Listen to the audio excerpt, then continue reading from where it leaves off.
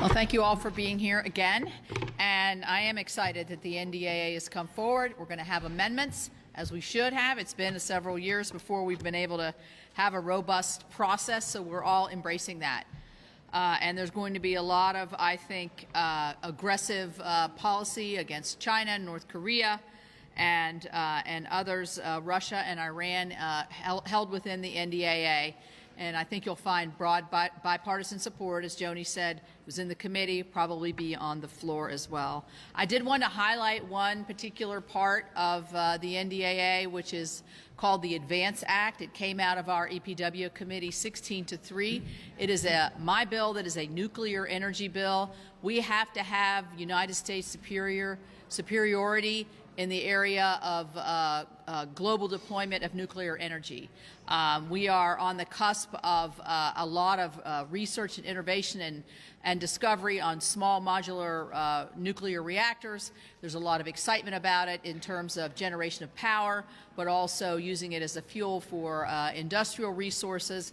It's cleaner, it's greener, and we now have the superior innovations. We need to keep this. That's what the Advance Act does. But it also works with the Nuclear Regulatory Commission to make sure that they're responding quickly and getting the licensures of these plants up front and center so that our United States can be the technology of the future globally for nuclear energy. So I had chart envy last week because Joni had one. I think mine's a little smaller, though. But I wanted to point out, and you can't even hardly see it, but it's a chart that was generated by a report that was put out by the GAO last week, and it was about the usage of federal buildings in Washington, D.C. 24 agencies were polled to see in January, February, March how much usage they had of the federal government building. You want to talk about waste? That's what this chart's all about.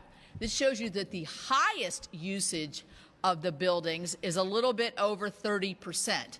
The lowest by some agencies is 9%, 9 to 10% of the available office space is actually being used. That's $2 billion a year to maintain these buildings, $5 billion a year to maintain the leases. We have got to sell off the federal government's property, or, better idea, get people into work and then sell off what's left.